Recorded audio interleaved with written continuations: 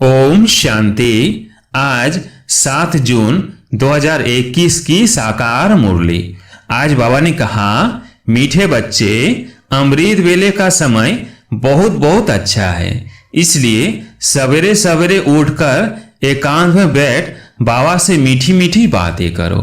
प्रश्न, कौन सी नॉलेज निरंतर योगी बनने में बहुत मदद करती है?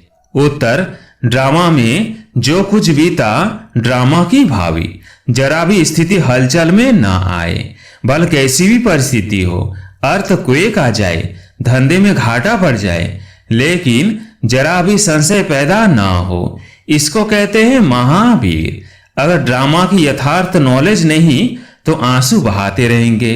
निरंतर योगी बनने में ड्रामा की नॉलेज बहुत मदद करती है। गीत है ओम नमः शिवाय। ओम शांति। बच्चे अब अच्छी रीति समझते हैं, पति दुनिया का अब अंत हो रहा है, पावन दुनिया की आदि हो रही है। यह सिर्फ तुम बच्चे ही जानते हो, और बच्चों को यह डायरेक्शन व सीमत मिलती है। कौन देते हैं? ऊंच से ऊंच भगवान समझाते रहते हैं कि पति से पावन बनना है। यह नॉलेज तुम्हारे लिए है, और तो सब पतित है। यह पतित दुनिया विनाश जरूर होनी है। पतित कहा जाता है विकारी को। बाप समझाते हैं कि तुम जन्म जन्मांतर एक दो को दुख देते आए हो, इसलिए तुम आदि मध्य अंत दुख पाते हो। एक दो को पतित बनाते हो। पुकारते भी हैं कि हम पतित हैं, परंतु बुद्धि में पूरा बैठता नहीं है। कहते भी है पतित पावन आओ, परंतु फिर भी पतितपना छोड़ते नहीं हैं।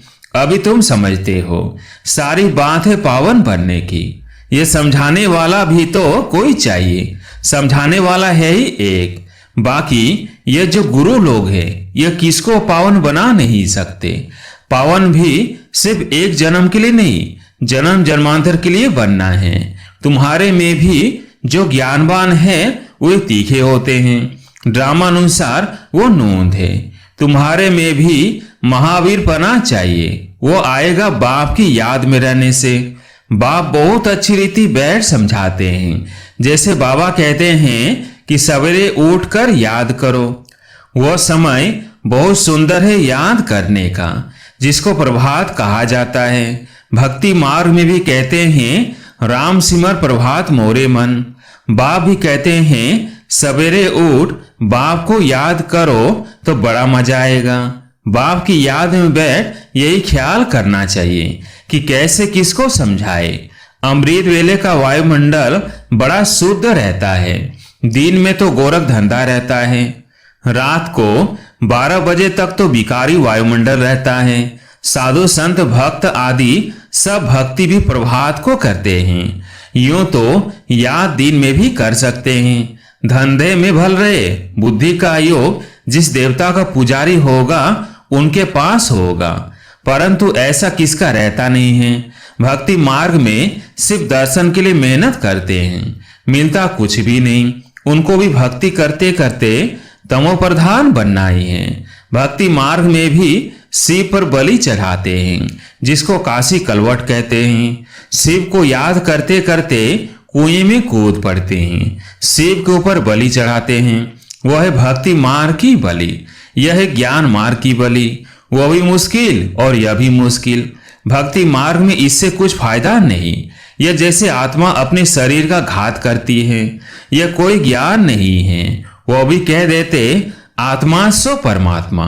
आत्म अभिमानी तो एक बाप ही है, जो बच्चों को समझाते हैं कि परमात्मा तो मैं एक ही हूं। हम आत्मा सो परमात्मा कहना यह बड़े से बड़ी झूठ है, यह तो हो नहीं सकता। बाप कहते हैं मैं आता ही हूं पतितों को पावन बनाने, सो पावन बना रहा हूं। बाकी तो ड्रामा में जो होना है सो होगा ही। समझो, अर्थक्वेक होती है, छत गिर जाती है, कहेंगे भावी। कल्प पहले भी ऐसे हुआ था, इसमें जरा भी हिलने की दरकार नहीं। ड्रामा पर पक्का खड़ा रहना है, इसको ही महावीर कहा जाता है। एक्सीडेंट आदि तो ढेर के ढेर होते रहते हैं, फिर किसकी रक्षा करते हैं क्या? यह तो ड्रामा में नोंद है।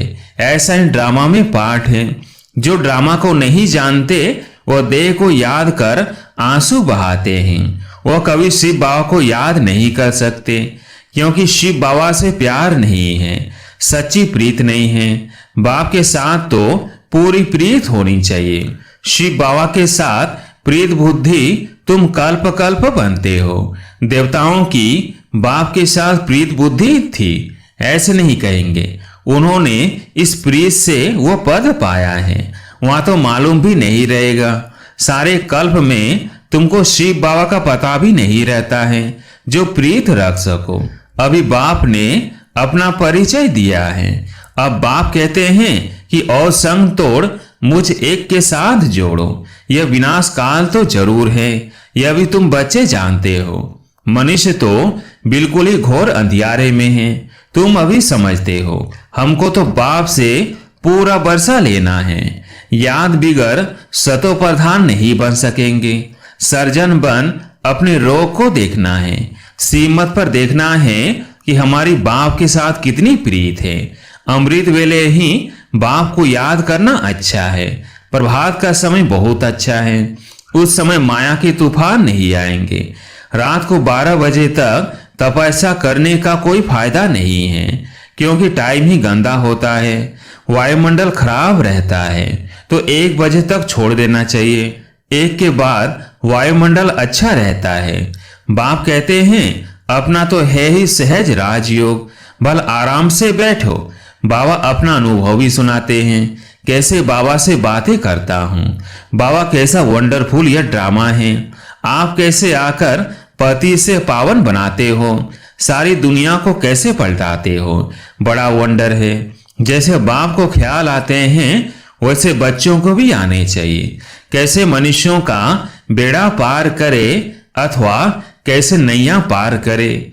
बाप कहते हैं तुम पुकारते रहते हो, हे पतित पावन आओ। अब मैं आया हूं, अब तुम पतित न बनो।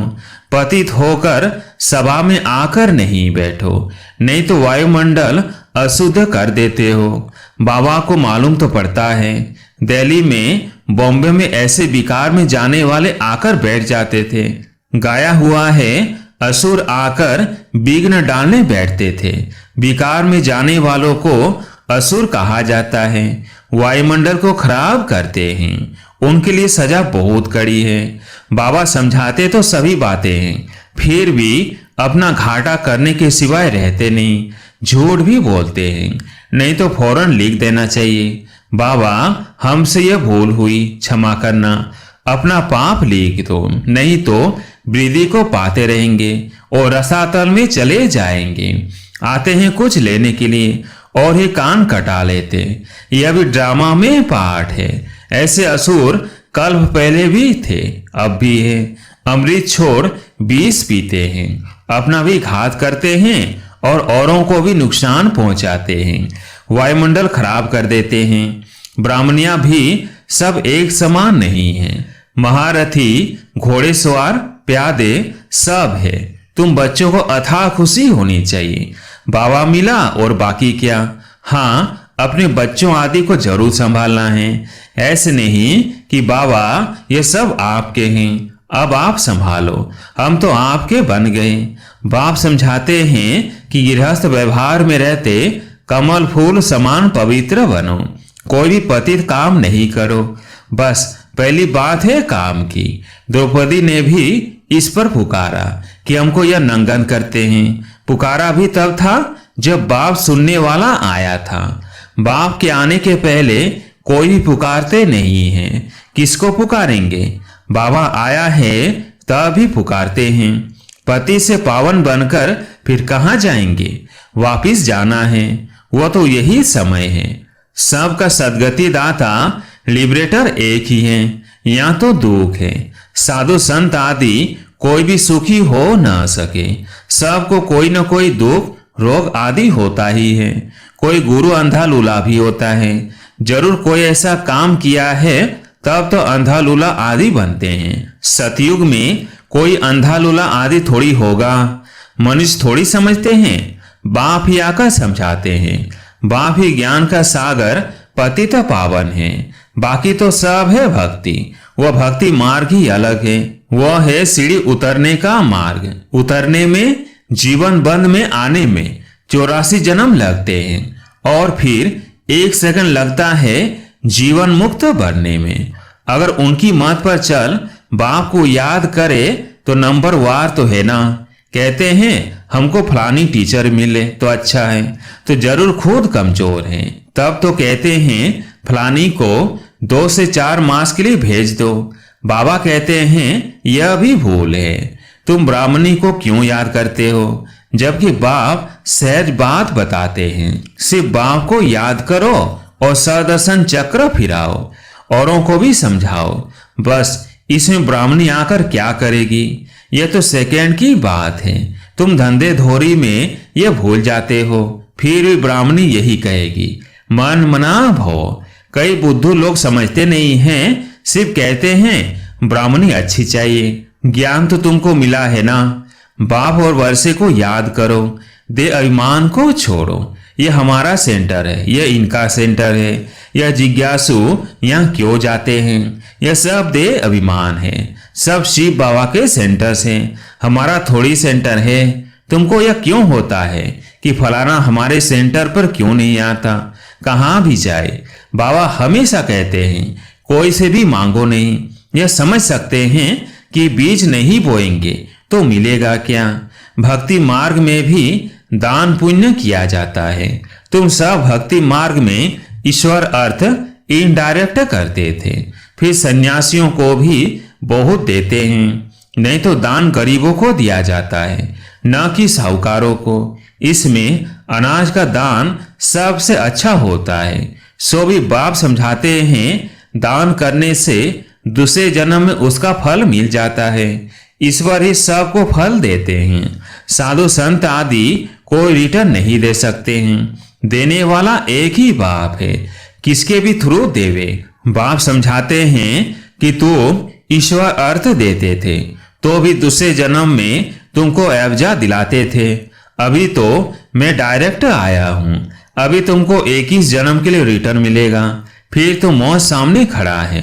भक्ति मार्ग में तुमको ऐसे नहीं कहते थे कि मौत सामने खड़ा है, इसलिए अपना सफल करो। नहीं तो अब बाप समझाते हैं जिसको भी चाहिए ये रूहानी हॉस्पिटल खोल दो। कोई कहते हैं मकान बनाए, उसमें यह हॉस्पिटल खोले। बाप कहते हैं आज मकान बनाओ और कल मर जाओ तो ये सब खत्म हो जाएगा। शरीर पर भरोसा नहीं है, जो है उसमें ही तब तक एक कमरा रख दो जिसमें रूहानी हॉस्पिटल, रूहानी कॉलेज बनाओ। बहुतों का कल्याण करेंगे तो बहुत ऊंच पद पाएंगे। अच्छा, मीठे मीठे सिकिलदे बच्चों प्रति माता पिता बाप दादा का याद प्यार और गुड मॉर्निंग। रूहानी बाप की रूहानी बच्चों को नमस्ते। हम रूहानी बच्चों की रूहानी बाप दादा को याद प्यार गुड मॉर्निंग नमस्ते नमस्ते। धारणा के लिए मुख्य सार। पहला पॉइंट, श्रीमत पर अपने आप को देखना है कि इस विनाश काल में मेरे एक बाप से सच्ची प्रीत है और सब संग तोड़ एक संग जोड़ी है। कभी कोई विकर्म करके असुर तो नहीं बनते। ऐसी चेकिंग कर स्वयं को परिवर्तन करना है। दूसरा पॉइंट, इस शरीर पर कोई भरोसा नहीं, इसलिए अपना सब कुछ सफल करना है।